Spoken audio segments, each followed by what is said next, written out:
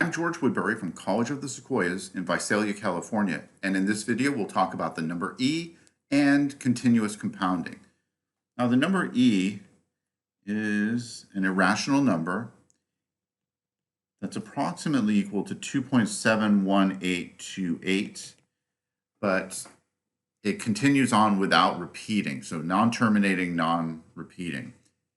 If we took the expression 1 plus 1 over n and raised it to the nth power, as n goes towards infinity, this number goes towards e. That's the definition of e. This number is sometimes called the natural base, and we'll learn a little bit more about why it's called that when we get to logarithms. It's also called Euler's number. Euler, famous Swiss mathematician who came up with this number. He didn't pick the E because his last name began with E. So it just happened. He was working with A. He just moved to the next vowel, and there it was. Anyway, this number shows up in natural phenomena all over STEM. And so this is really important. The first place we're going to talk about it is with continuous compounding. So we had a formula for compound interest where the balance at time t was equal to p times 1 plus r over n, where r was the annual interest rate and n was the number of times it was compounded per year, raised to the n times t power.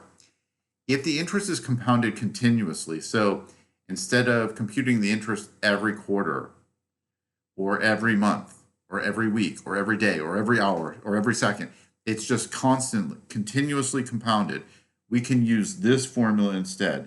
A equals P times E raised to the RT power. Now, before we do this first example, I did want to come back and say one more thing about E. Your calculator will have a built-in function for it. So it will raise E to the X power. And so if we raise e to the first power, you should see the value of e. Let's go to the Desmos calculator and take a look at that. If I tap on function, F-U-N-C, and here we see e to the x, and then I go back to main and I put a 1 in the exponent, there's our number, 2.71828, 1828, but it goes on much longer beyond that. All right, let's go back and try to do a problem involving continuous compounding. It says if $10,000 is deposited in an account paying 9% interest, compounded continuously for 30 years, find the balance. So if you use the approach that I've been pushing by listing the different variables in the formula, and notice I'm not listing e. E is a number, it's not a variable. If you list those, and let's say you thought it was regular compound interest, you were not going to find the value of n, and then you would have noticed that it says compounded continuously, then you could switch to the right formula. $10,000 is deposited, that's the principal still. In an account paying 9% interest, R is 0.09, and we want to know the balance in 30 years. So T is 30, the balance A is what we don't know.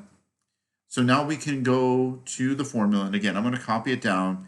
Anytime you're working with a new formula, the first several times you should write the formula down. It will help you to memorize it, and it'll make sure that you get it right before you start substituting in.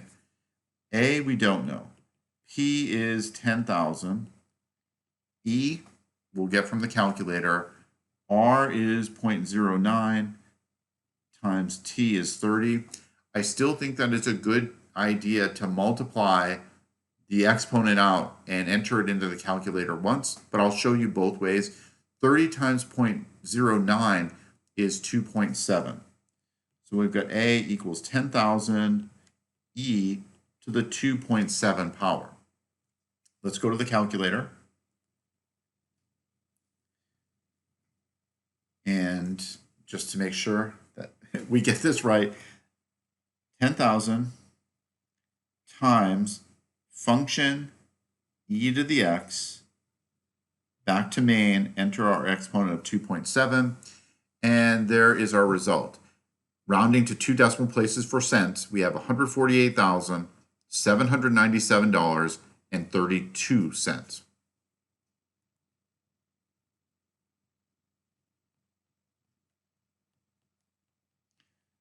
That was 148,000, and again, $797.32.